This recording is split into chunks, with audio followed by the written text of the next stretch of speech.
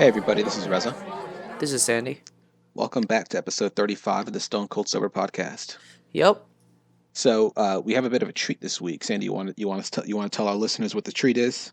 Sure. We had a listener pose some questions for my both my mom and my dad, and they've been doing some traveling recently. But I was able to call them earlier and record the conversation that I had, where I basically asked them a bunch of the questions that one of our listeners had, all about how to live a good life, with a lot of different sort of variables.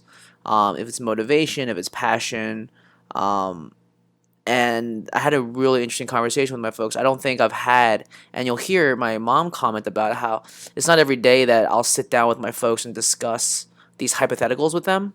And it Yeah, seemed like they really enjoyed it, and they'd be happy to do repeat sort of appearances. So if you guys do have more questions, and I'm able to get on their schedule because they do lead still some pretty busy lives, I'd be happy to get their feedback on whatever topic we're discussing that day. awesome. Sounds So good. yeah, so we'll put that clip at the end of this episode.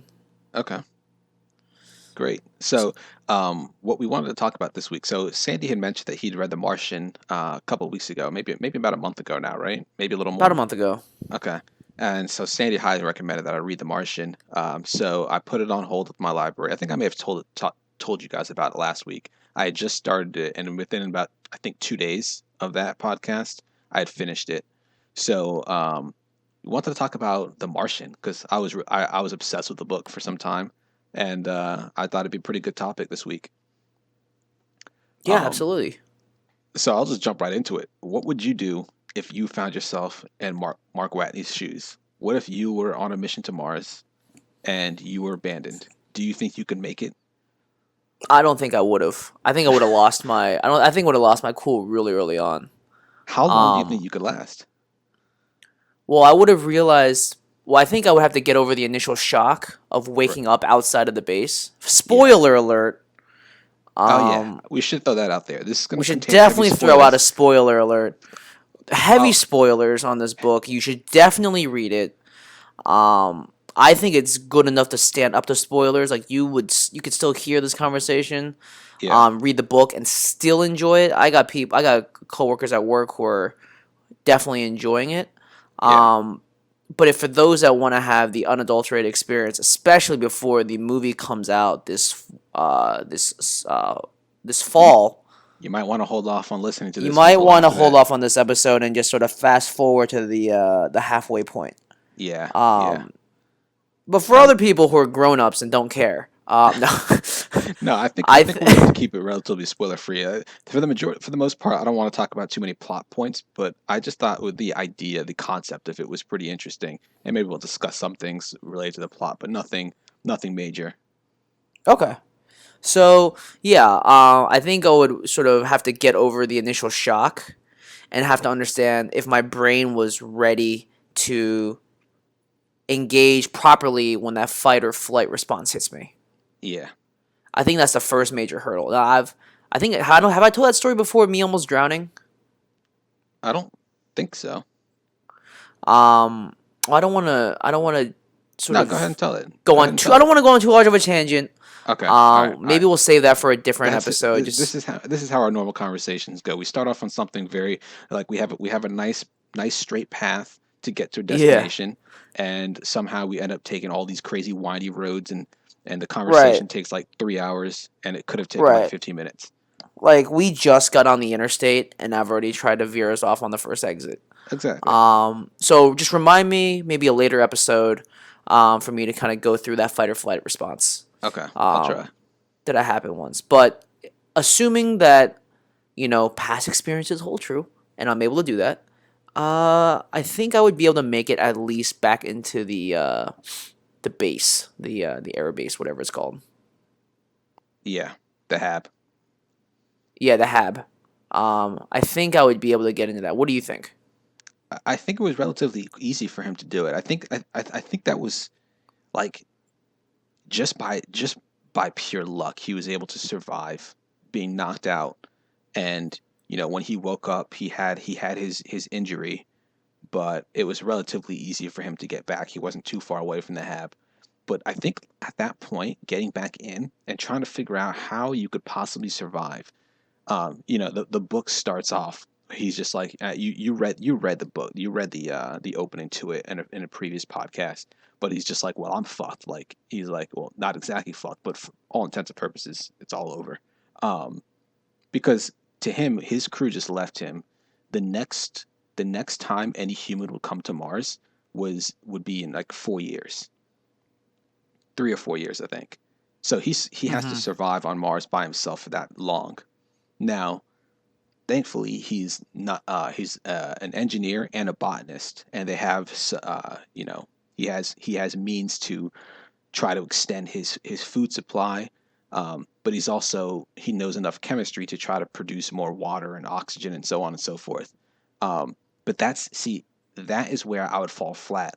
I would likely try to survive as long as I could with the food that we have. Now you have the benefit of having food that was designed to keep people alive to keep six people alive for 31 days, and they had extra food. So and then he was going to be able to eat it all himself. So I think his Yeah, calculations were that he would be able to extend that food out for about 300. I don't even know if it was 300 days. I think it was like 200 days, I think it was and then 200 he days. and then he had the potatoes that he'd grown. Yeah. I Um. think growing the potatoes is something that was brilliant. Oh yeah, To try absolutely. and grow something in a land on a planet that sustains no hospitable life. Right. So what I was Absolutely sitting crazy. as I was reading the book, I'm like, damn, I can't like what I really loved about it is that there was no like planning and then taking your time to make sure he gets it right. It was like, all right, day one, I've come up with a potential plan to help me survive for this much longer. So I'm gonna set that plan into action tomorrow. Yeah. I really appreciated how quick he did, and I guess if you were in that position, you kind of have to. Right. You For can't him, really dilly dally because the supplies that you have are on such a limited, there's such a limited number. right now I in the do also like how he was able to keep his spirits up the entire time. oh yeah, very very witty guy. He definitely had me laugh. Like I literally laughed out loud a few times when I was reading the book. Yeah, and I can't remember. I mean, I think I remember the last book that made me laugh out loud. Was Tina Fey's Bossy Pants. Yeah, yeah. So I I was sitting there thinking. So if say you were approached by NASA or some other organization, and they said that you have a particular skill set and they need that for you to go to Mars. So let's just imagine that you have that particular skill set. Would you do it? Am I the only one going? No, you have a crew. You have another team. Say a team of at least five other people. So that would be similar to what the Ares 3 mission had. It was a team of six. So let's just assume there were six of you, and you had a particular skill set and you were the best of the best in that particular field, and they wanted you. Now the thing is, you go on this mission. It takes you a year to get to Mars. It takes you a year to get back. By the time you come back, it's been roughly 2 years since you've left, and then you also have to do all your training and everything. So it's a huge chunk of your life dedicated to this mission, Um, I would go. right? I feel like it would be amazing to do it, right? I think I would go, but at the same time, uh, that's some crazy stress. Yeah. Um, I mean, so many and things could go wrong at any point. yeah, I don't know if I have it in me to be able to go. So I think me, like say 5 years ago when I was single, I would definitely go. But in my situation now, I have a girlfriend. Uh, I don't think I can make that decision so lightly now. That would be something Yeah, that would be really tough for me to do. And in the story, I think there were at least two of the astronauts had significant others back home, yeah. and I think that that'd be it's tough. still. I mean, you would assume that. I mean, could you assume that the your significant other would be supportive of that mission, knowing sort of the weight of what your job entails? I'm gonna go ahead and say no. Because, but it's because I know the answer. I have I'll discuss hypotheticals with Lena from time to time, and I think I said like, what if I wanted to be an astronaut, or what if I wanted to go to space? Like, just going to the International Space Station. I'm not even going to the moon or any other planets. Just the space station. And she wouldn't be about that life. Why would she not be about that life? It's dangerous. Yeah, but if I you mean, were all, but see, the hypothetical breaks down because you are not an astronaut. You met her when you weren't an astronaut. What if you met her and you were already an astronaut? Are you uh, just gonna stop what you're doing? I I see what you're saying. I mean, I think at that point, no, it would be weird. It would This is how would you put food on the table. So like if that's like saying, all right, so if I decided that I wanted to change careers and I wanted to become an astronaut and say that's something that's feasible to do, that would be something that I have to talk with her. I have to work that out with her, right? But if we met and there was the possibility that I could be an astronaut, if I'm in this particular field, if I'm like a pilot and or I don't know, like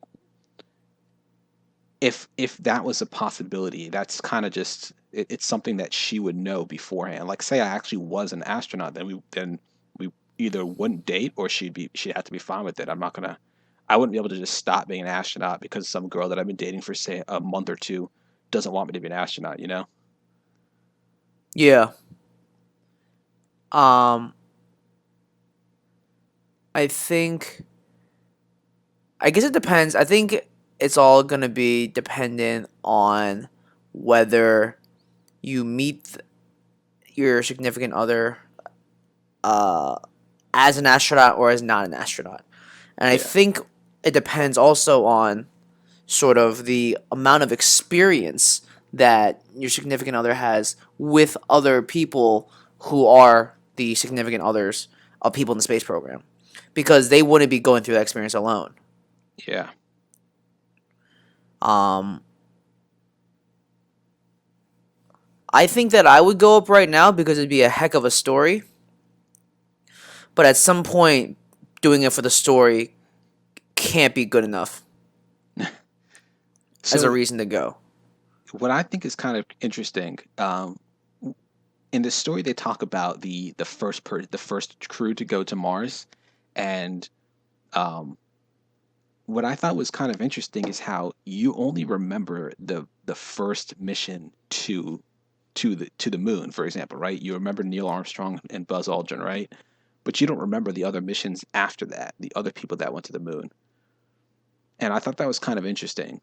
Like, of course, if you were to do this, if you were one of the first people to go to Mars, say you weren't on the first mission, say you were on the third or fourth or fifth mission, you would have a Wikipedia page about you for forever, but you're not going to be taught about in schools unless something devastating happens on your mission or something crazy happens. Then they might mention you, but otherwise, you know, you're you're not like the centerpiece of this mission. Yeah.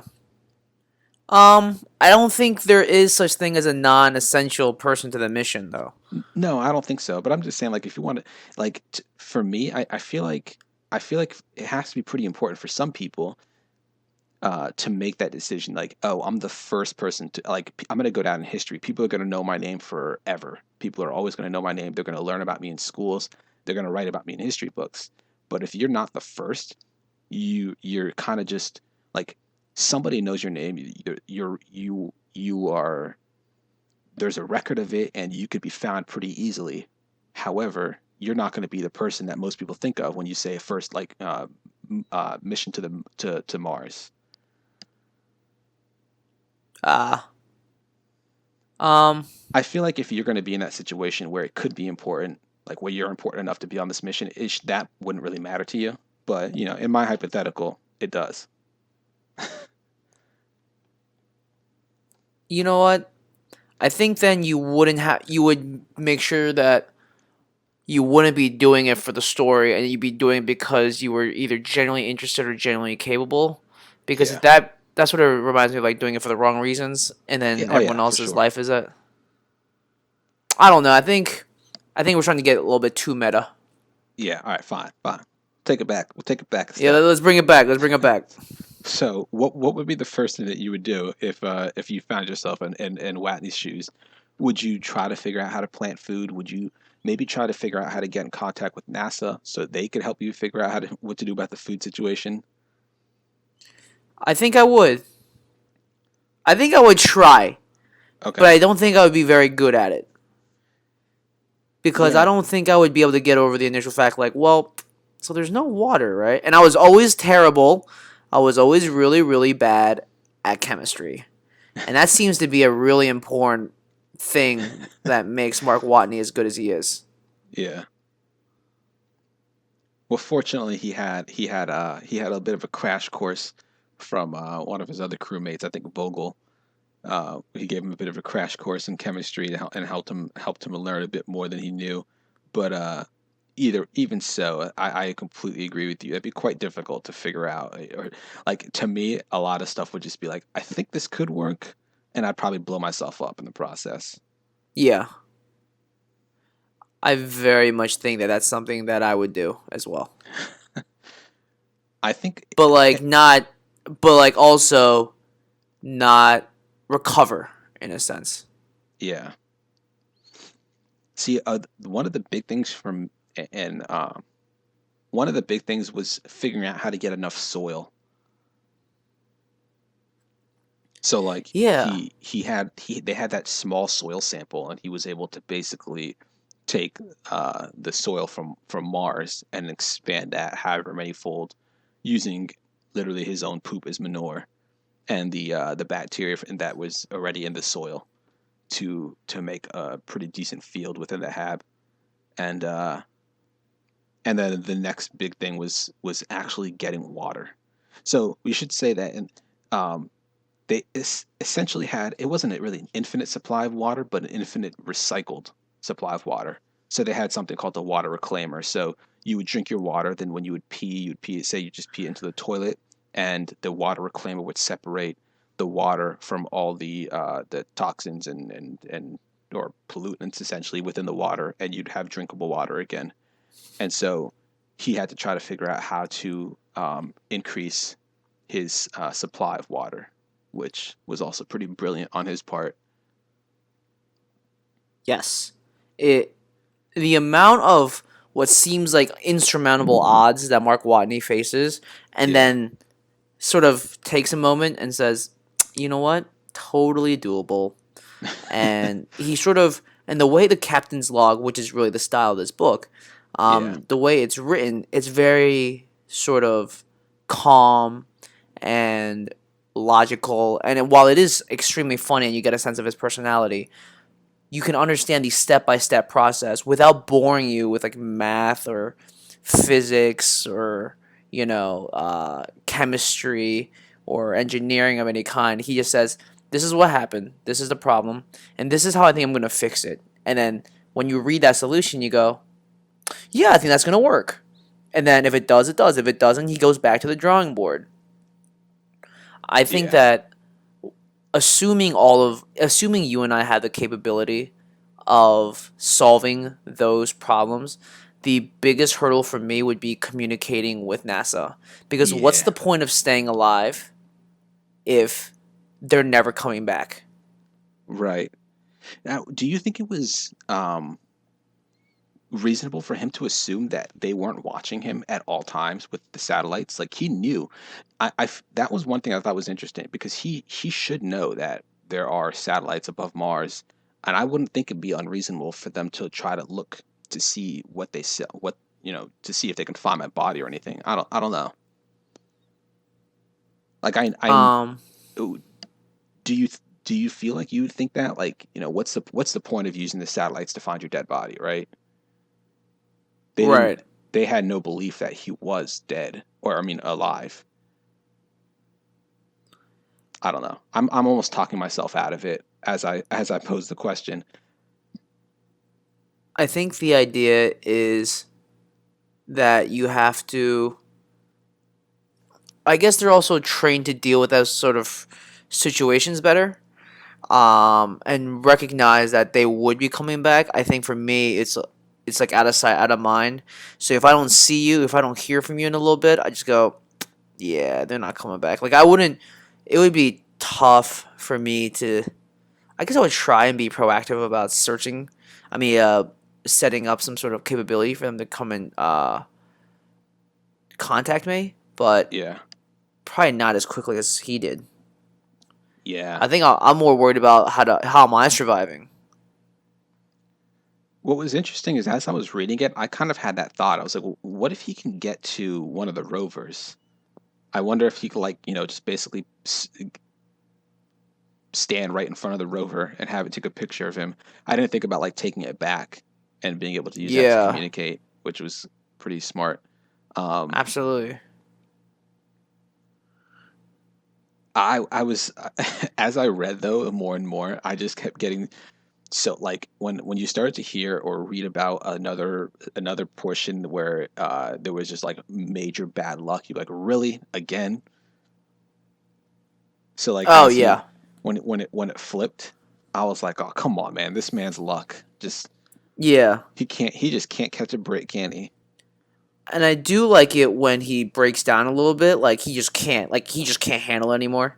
Yeah. Um, I thought that was really funny. I thought that it was just incredible. Like when you talk about adversity, like overcoming adversity, like this man is doing everything he can to survive, and just through sheer sort of probability, right, that things are happening to him a certain way.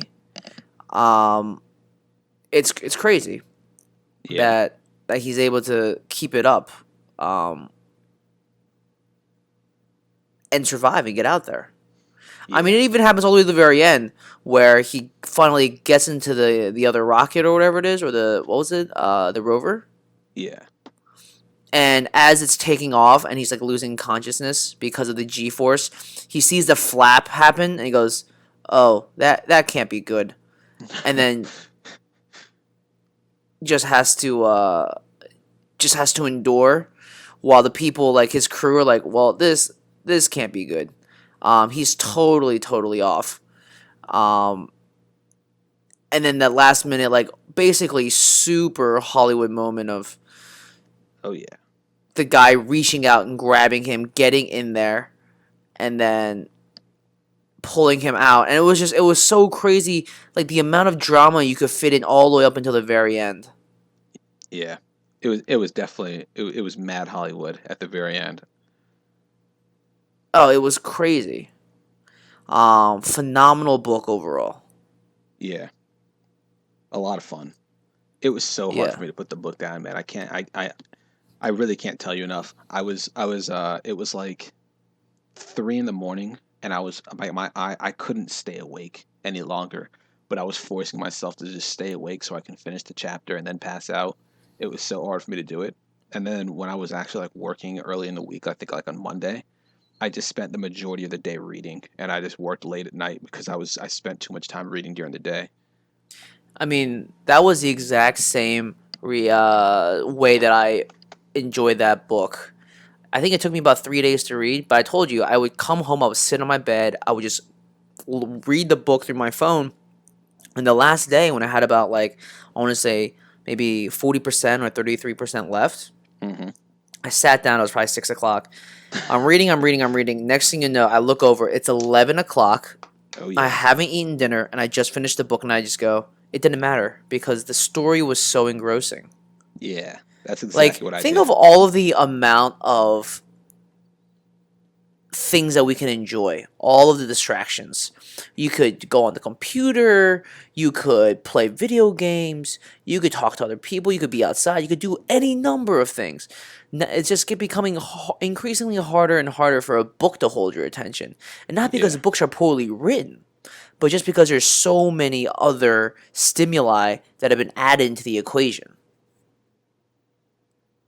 Yeah. And the fact that we're able to enjoy a book like this, where everything else doesn't matter, you're literally changing the way you live your life so you can sit here and just surround yourself and be totally engrossed and invested in the story. Literally, another person telling you a story is absurdly cool, and I Yeah. wish that I had Either the more time, more energy, more just effort that I would put into finding a good book and reading. Like I'm reading that book right now, The Little Parisian Bookshop, and it's good. It's not a bad book by any means. It's really good, but it's just the curse of following The Martian right now because it didn't immediately grab me. It's well Right. written. It's funny. It's got good prose. It's got a ton of good little highlightable sections, which I definitely do when I read my Kindle. I highlight a lot of like good terms, good phrases, how things are written, how like certain sentences make me feel. I highlight all of it, but it's definitely been a little bit tougher to go through this book than it was The Martian. The Martian, I think I read in 3 sittings. Yeah. I think I did the same. Right? All you need Yeah. is like a good cup of coffee or a good cup of tea, and then a comfortable seat, and you're good to go. Yeah. It was like it was so addicting. It brought me back to my moments as a child, like as a kid. I remember when I was in elementary school, I would fly through books just like this. I would find a book, and sometimes the book didn't even have to be that good, but I would just read like 50 or 60 pages a day and be done with a book in like a week. I was always in the library just picking out multiple books at a time because I was flying through them so quickly. I So it was refreshing to be able to do that, just like relive that for a little bit. Um, I definitely don't read as much as I used to. I still try to read some, but it's not my primary form of entertainment nowadays. Um, but this was an amazing book, and it's always really nice to read a book too. So for me, my favorite forms of entertainment, I are probably is probably television. I think TV shows are so amazing right now. It's impossible for me to keep up with all the great shows that are on TV, just because the stories that they're able to tell, they're so good. The quality of televisions is too good these days. Um, but books are also amazing because the stories that they're able to tell, the details that they're able to tell, those stories with is to me way better than movies. Um, yeah, I think. Well, I mean, it's definitely true what they say. We're in the golden age of TV right now. Yeah, Um, I'm gonna get to True Detective one day, I promise. Definitely do the first season. The second season was interesting, but maybe you have a better chance at appreciating it because you get to watch it Just a back to little bit back. less, yeah, uninterrupted. Yeah. The jury is definitely still out on what people think. Uh, Is the second season over now, or yeah, it are they was done still? last night. Is that 8 episodes or 10? 8. I was gonna say, 'cause I'm pretty sure it's only episode 8 of Ballers right now, which I need to watch. I might watch that after we do this. Uh, I mean, you can definitely. I mean, I would watch the first one.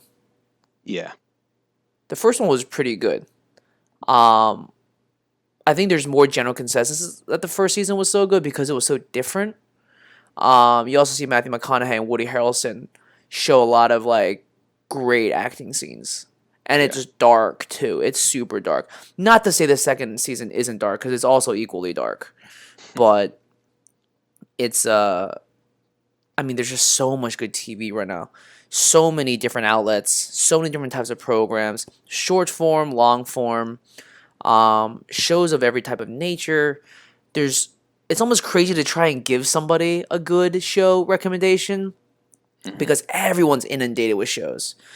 You Yeah. know someone that's got Netflix, has Hulu, basic cable, advanced cable. You have HBO Go, Showtime anytime.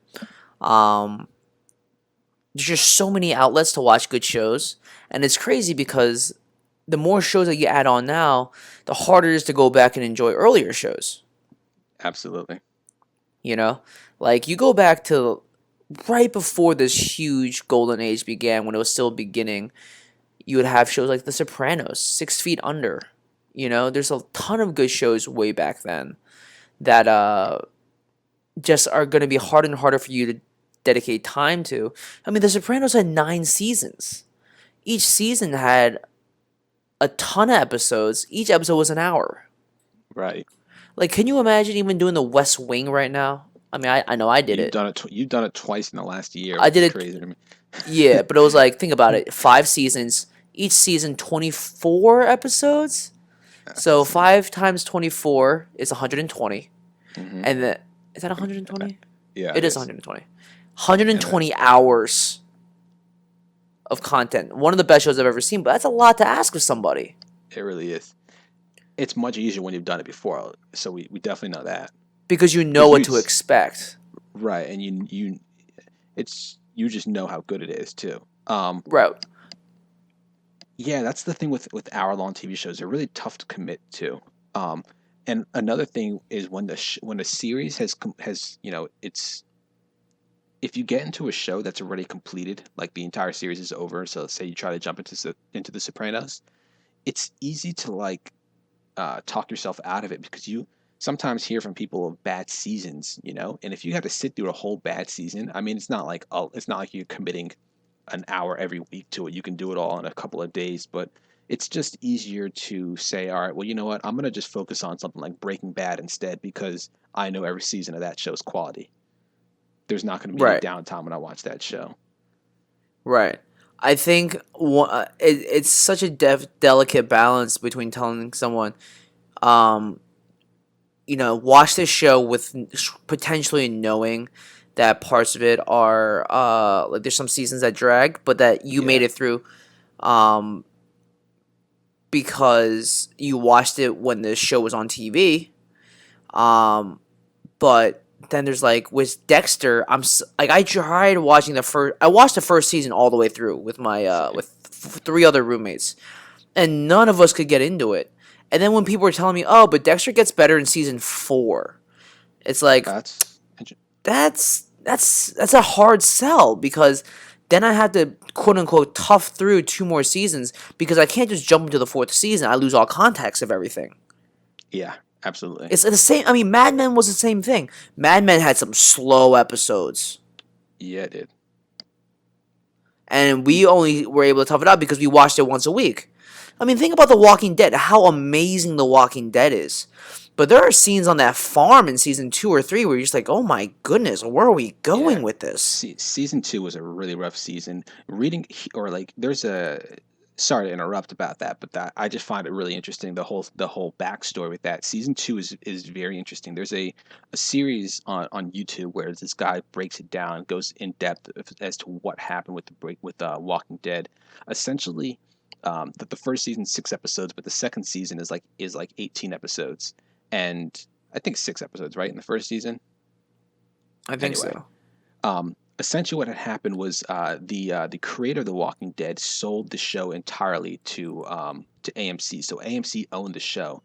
AMC only provided him funding, the funding that they gave him for season one. They basically gave that to him for season two and told him to stretch it out and make like 18 episodes out of it. And it just became a huge train wreck. He brought all of his personal friends in for the show, so all the actors, the whole crew, they were his good friends, and AMC ended up firing him during season two. Um, the show's gotten much better since season two, but it was kind of his baby, and AMC kind of stole it from him. It That makes sense. Yeah, but you're totally right. Mad Men is kind of interesting because I I have three huge just spurts with Mad Men. I think I watched the first 3 seasons on Netflix, and then I watched the next season live, and then after that I missed like 2 years, and then I caught up on Netflix again, and then I missed the next 2 years because the last season was like broken up into two. So then I think at the very end I watched like season six, the first half of seven, and then I finally watched the second half of seven live. But that show was interesting because I was really able to just fall out of it. When the new season came around, I just wasn't as excited about it as I am about like Game of Thrones or Walking Dead. It's just something that came around. I was like, all right, I'll get to it eventually, and I mean, I did, but just not as an exciting of a show to watch. Yeah. And Don Draper makes so many questionable decisions, but things always just work out for him. I'm always like, Don, what are you doing, man? Come on, huh? No, exactly. But Um, What's another show that I'm watching? Like you know what? You know the show Suits that I'm absolutely in love with. Yeah. Somebody asked me why I still watch that show, and I couldn't give them a good answer. Really? Oh, you I love that love that show. show. I love the characters, but I feel like I'm starting to see through the episodic nature of it. Like Uh all huh. USA shows, how they follow the exact same formula. I'm like, you know what? I'm starting to get over you. Um, yeah, I just it's harder for me to find even 30-minute shows I'm willing to sit down to. Yeah. Maybe that's a good thing. Maybe I should start reading more. Not so much like maybe books, but like maybe like reading articles more. Reading long form articles, learning about things. Yeah. Maybe like Yeah. reading something from the New Yorker or the New York Times or something to so that I can get better educated on topics that I might not necessarily have time to read during the day. Yeah. You're right. I love long form articles. I don't read them enough, but I'm definitely reading them more than I used to. I mean, Like that would be we spent the whole podcast talking about the one dude, the hermit, who lived in the woods for like 20 some years, 30 some years, however long it was. yeah. I think that would be a an awesome way to spend like just like while you're eating, just like reading something. Yeah. At least that way you can learn more about something and be better educated when people so that you have the knowledge to make an opinion, Yeah. or really just to have the knowledge to have a conversation. Right. Just interesting stuff. It's like it's nice. It's just something that you could talk about, right? Yeah. Um, what are you listening to, reading, or watching now that you're done The Martian? Ooh, I've so there was the whole oh we should talk about this later on. I was I've been listening to Cassidy. I was listening to Cassidy a lot today, and the reason for that is because the whole Drake Meek Mill beef was going down over the last couple of weeks. And I was looking into Meek Mill, and I saw that Meek Mill had a huge beef with Cassidy a couple of years back, and theirs was initially kind of just like just for fun. Like they made a couple diss tracks towards one another, and then all of a sudden, like several months later, Meek Mill came with the track to Cassidy. So 3 days later, Cassidy dropped this bomb on Meek Mill. I listened to it like 3 times today, at least 3 times today. It's like an 8 minute long song. He's just going hard at Meek Mill. I just thought it was hilarious. I'm still watching Ballers. It's not a spectacular show, but it's a Oh good show. yeah, that show. I'm watching that show too. Yeah, I'm liking it so far. I Um, think it's just when you talk about a show that you can turn your brain off to, that's a show that I've turned my brain off to. exactly, exactly. That's what I love about the half hour shows. Like I come home, get dinner together, and then I just sit down and watch an episode of that. And it's just quick. I can finish eating my food. I don't have to be super tuned in. You know, those hour long shows are so story driven. I hang on to every single line of dialogue. I don't want anything to break my concentration. I don't want to miss any words that are spoken. And those the half hour long shows, it's much more relaxing. I don't mind so much if I get a little distracted here and there. And Ballers is definitely one of those shows. I think I told you last time I finished BoJack Horseman.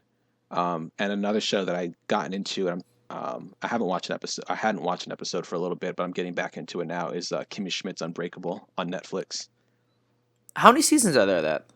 Just one so far. It came out. Okay. I think it came out like winter ish of last year. So the second season should be coming around pretty soon. Okay. That's also another pretty fun show, half hour long show. Um And I haven't started reading anything new yet. uh, hmm. What am I watching right now? I'm also watching Ballers. The Brink is trash, but I'm still going through it because I Is it feel really pot trash? committed. It's really trash. It's not good. I It's like see. slapstick humor. It's not good. I'm watching Suits. I'm waiting for The Walking Dead to come back. I think Fear the Walking Dead is going to be really good based on some initial stuff. There's a lot of stuff in my queue on Netflix like Rectify, Ascension, Battlestar Galactica, Firefly, but these are most of them are hour long shows, and I just can't. It just seems, excuse me, so daunting to Yeah. start a show up like that. You know, um, Yeah. what am I reading? I'm still trying to make my way through the Little Paris bookshop. It's I've been really busy at work and with some of the travel I've been doing recently, so I haven't been able to devote as much time to that as I'd liked. Um, Listening wise, I'm listening to The Weekend. The Weekend has just absolutely been dominating my Spotify playing right now. In the beginning, I would only play his like top five songs, so I was like, all right, this is a nice sort of mix of what he's got. But now Yeah. I've been really going through the his album Trilogy, which came out in 2012. Trilogy has 30 songs. Hmm. Um, there's like three parts to it, obviously. Well, not Right. obviously, because you wouldn't know that. Well, I like. I think I Go do ahead. know that, but yeah, no, go ahead, keep Okay. going. I love Disc One. I love Disc One. I'm having trouble going through Disc Two, and until I can get through Disc Two and say I definitely know the songs, I'm not even gonna touch Disc Three. That's how my Interesting. mind works. I can't get over Disc One. The songs I love on Disc One. Uh, The Morning is my favorite song so far, followed by What You Need. But I mean, like his song "Often," "The Hills," um, those are good songs too. "Earned It," "Love Me Harder," like those are. It's crazy how good he sounds. He sounds so epic, but also real laid back and low key. But then he's talking about shit like "fucking your face." It's like when you listen to the lyrics, you go, "Wait a minute, did he just say what I think he said?" It's like, but I was so enraptured by what he was saying. I was like, "Yeah, do whatever you want, do whatever you want." And it's like, wait, slow your roll, because I'm finally reading the lyrics. I'm finally getting around to it. And I go, "Huh, that's what he's saying. That's dirty. That's too early in the morning to be listening to this song." I might have to. I'll probably try to check it out. I've never. We talked about this earlier this week, but I've never really listened to The Weeknd too much. I've heard some of his songs on the radio, and I've heard some of the songs that he's featured in, but I've Yeah, never really given him a fair listen. I, I don't know. Something about his style. It's just never attracted me to the point that I really felt like like I've never been like. I'm not saying I don't like him, but I've just never been like drawn to go out and seek out his music and I'm gonna actually give him a link. fair I'm listen. gonna So link in the description the YouTube video for, or at least a song, the track, "The Morning." all You right, give it a bust it up on my listen. Spotify. Yeah, I'm gonna listen to it after we get off of this call. Yeah, you listen to it. You give me your thoughts. All right. Okay. I think that's it for me that I have. Yeah, that's it for me. We're gonna be extend this one quite a bit with the interview, but Yeah. that's fine. So for those of you who are still listening, we'll sign off here. Yeah. Um, and then you'll hear the audio to our call come in. All right. All right. So this is Sandy. This is Reza. Thanks so much for listening. We'll see you next week. You guys want to go on and introduce yourselves? Yes. Hi, Sandy. How are you? And I'm Lisa. I'm Sandy's mom. Hi, this is Kun Zhu. I'm Sandy's father. Great. Now that we're all here, just so you guys know, we've had some questions come in from our listeners about some of the topics that we've been discussing previously, and they wanted to sort of Okay. get your guys' point of view. So we'll just run down some of the questions, and we'll just sort of freeform answer them. How's that sound? Okay. Good. So one of the questions that we were talking about before was how to live a good life. And that was sort of one of the umbrella topics that we had. If somebody came up to you right now and just said, "How do you live a good life?" How would you sort of answer that question? Well, first of all, to different person, good life means different. And to me, living a good life means I have a family, I have a good health. My family member, they have good health. They both have good education. They have good work. They have financially they're sound and they can do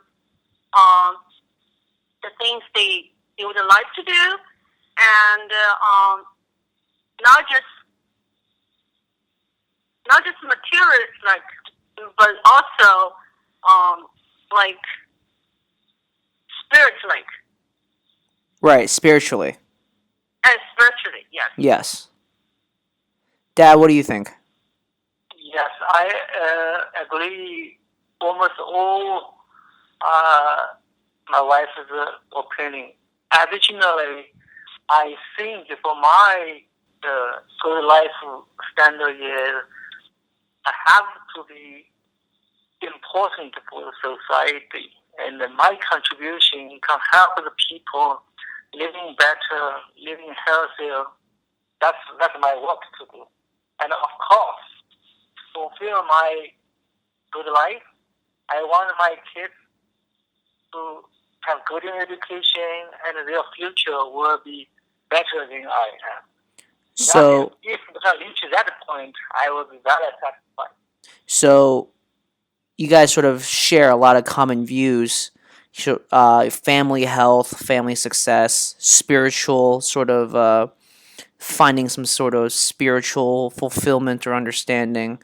But then, Dad, you also said it's important to make a tangible contribution to society and that your children live well in their lives. That's right. Do you think that along those things, do you think that it's important to have a passion in life? Yes. I think passion is very important, not only for your own family, but also for your work. Passion is a kind of motivation for your working and for your life.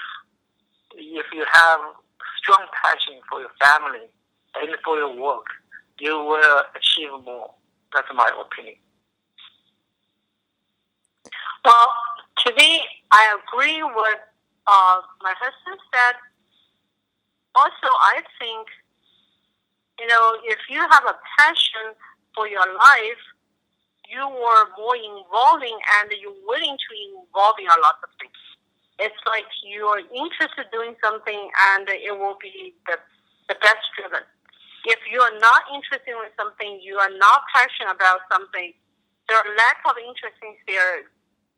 There's no meaningful to do anything. Do you guys think it's... Go ahead. Yeah, that's what I said. That's what I think, passion, it is important in life. It is. Do you think it's possible to live a good life without passion?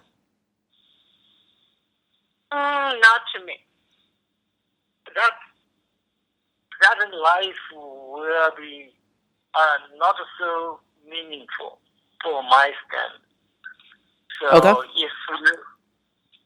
that's I think. Okay, that makes sense.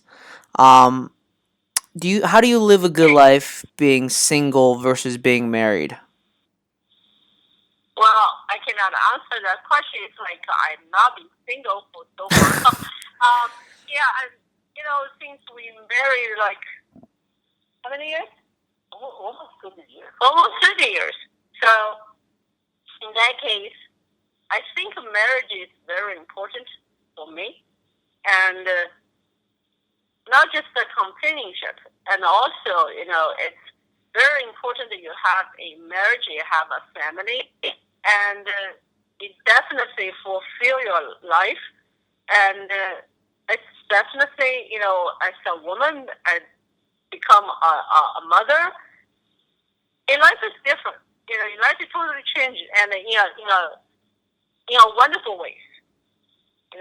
So to me, it is very important to have a marriage. That's just my point of view. I think for myself, I can't imagine to be live alone for whole life. That, in my opinion, life is not fulfilled. To have married and have a wife is very important, and not only for the routine life, but also for each other's growth and happiness. So for me, I think marriage is very important. That sounds great. I think that's something that as a single person right now for me, I think that's definitely something that I'm looking to find. But that's sort of where I am in my life right now, balancing the professional drives and motivations that I have and finding the time to also succeed in my personal life. Um, Those, yeah, those two things shouldn't be contradict to each other, because everybody, when have you start your career, and there are different like percentage of your energy towards to different goals. And when you just start your job, obviously, you want to put like 100% of your energy to prove yourself and in the working area. However, to me, it shouldn't contradict. When you pursue your personal life or find a better half, it's also very important too. yeah. Do you guys think it's possible to live a good life without happiness at work, or is it important to have happiness at work as a foundation to that good life? It's interesting we're talking about that. Kind of the same question when I was in work this today, and we're talking about we spend most of the day with our coworkers. What if we hate each other? And also we think we spend most of our essential time and doing our professional job. Yes, we don't like it. To me, it's very pathetic, because it kind of wastes your time. It wastes your life. And it is very important that you like your job and you like your coworkers. You're happy what you're doing, and you have the fulfillment for your work. It is very important. And it's very, like, for your mental health, this is very important, because you feel like you got to accept by the society, by your work environment. Also, you will have a let's just say positive like relationship with your coworkers, and this is very, very important, because to think about that, you spend more time with your coworkers rather than your family member. It's sad to say, but it is a fact. So it is very important to have a happy working relationship with your coworkers, and you feel happy at your work. This is very important. Even though we said we should separate your working life and your home life, don't mix them together, but we are human beings. It's not that clear cut. You walk out the door, you think, okay, now I'm in working mood. And when you walk in the door and you say, okay, now I'm in family mood, it's not that clear cut. It will carry on with you, and it will affect your life. So that's what I think. It is important when you are happy at your work. Okay. I think I agree with what Lisa said. In my group, I always emphasize, say, everyone come to work, happiness is important. If you are not happy, you are not going to do meaningful work or contribute more. If you are happy, you will do more and contribute more. The other point I want to add is the happiness. It not depends on others. It depends on individual yourself.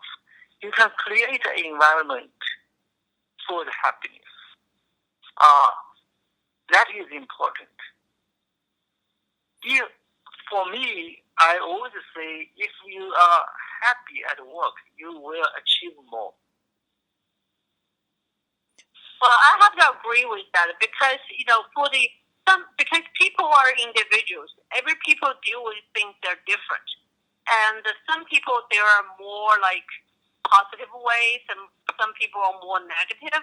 But as my husband said, you can start or create a positive environment by doing things, by taking things more positive, and also, the mood is contagious. If you are positive, if you are creating a positive environment, the atmosphere will be positive. So it will contagious to your coworkers. So it is right, it's you're happy or not, it's not rely on somebody else. But we are human beings, our emotions all transmit to each other. We kind of your emotion or other people's emotion will affect you. So let's just be positive, be happy, so it's benefit for everyone.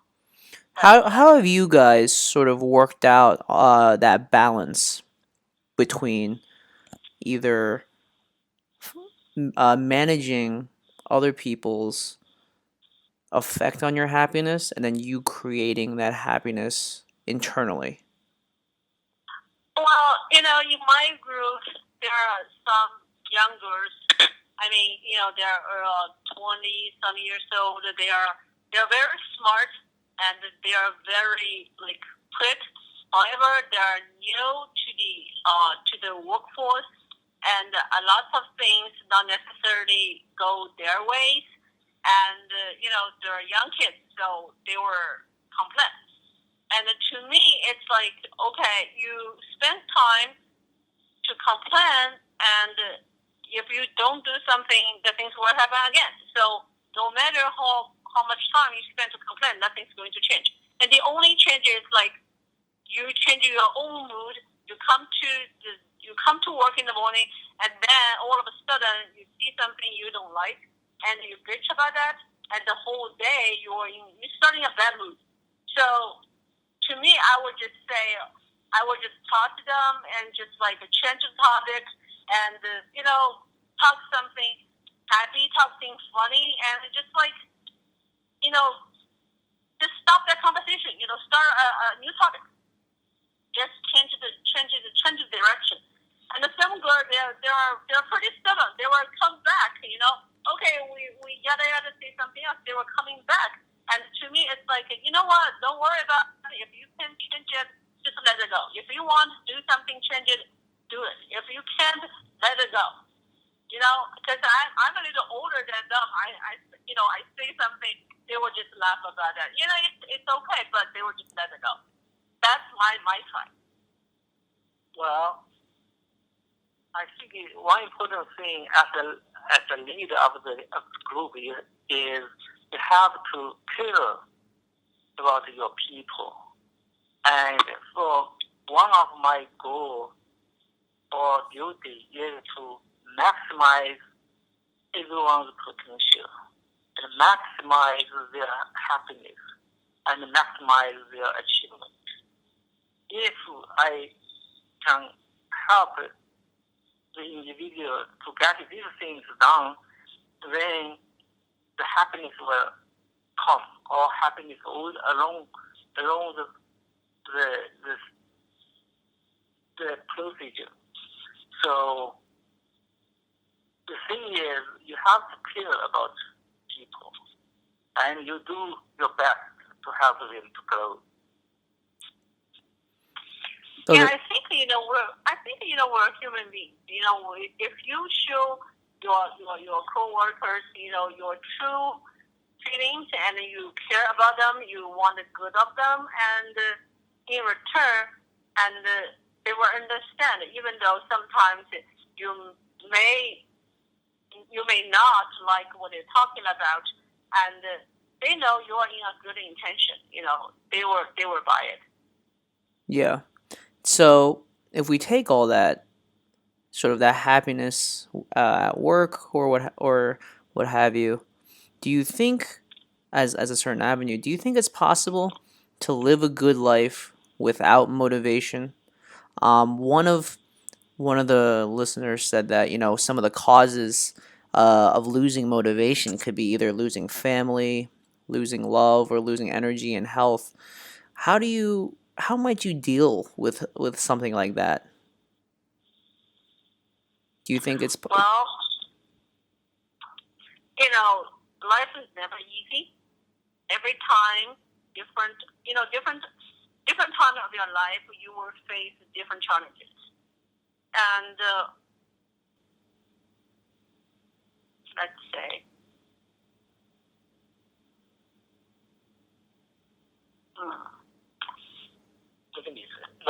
motivation is very important. And it's also art, how to motivate people and how to inspire people to into another level.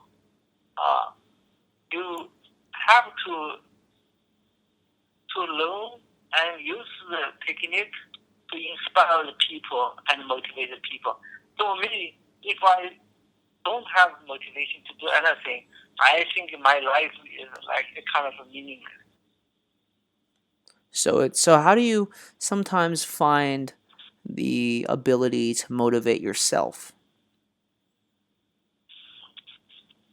Well, the motivation is relate to the work, or relate to your life, or relate to your future.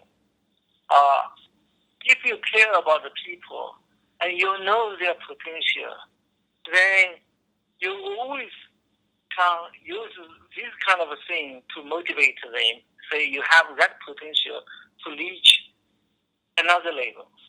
So constantly you can remind them and help them. Then gradually, people will reach their goal. So motivation is important.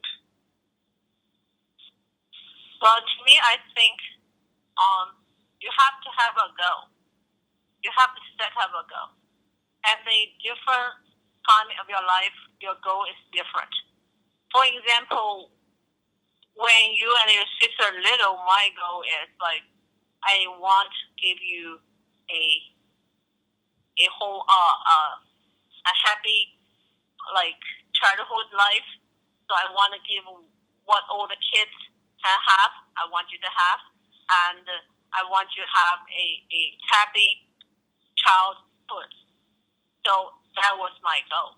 So that's why your dad and I we work hard, and as a like as the first generation of immigrants, we know nobody here. We start from scratch, and we work very hard, and we want you and your sister have a good life in here.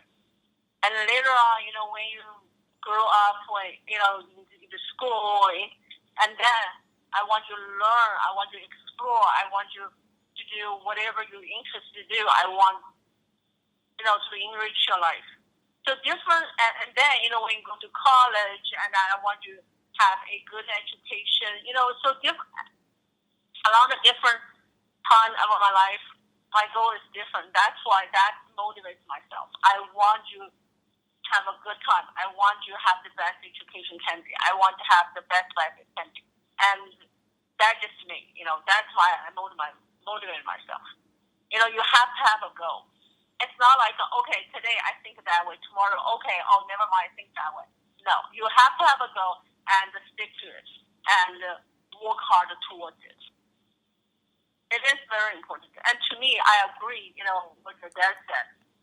You have no motivation in life, so what's the difference as a human being? Or, we're not animals, We have meanings in our life. That's the difference. Totally. If we sort of take, everything that we've talked about so far, and we bring it all together, do you guys think it's possible to live a good life without meaning? Or is it very important to have meaning to lead towards a good life? Absolutely have meaning. That's no question.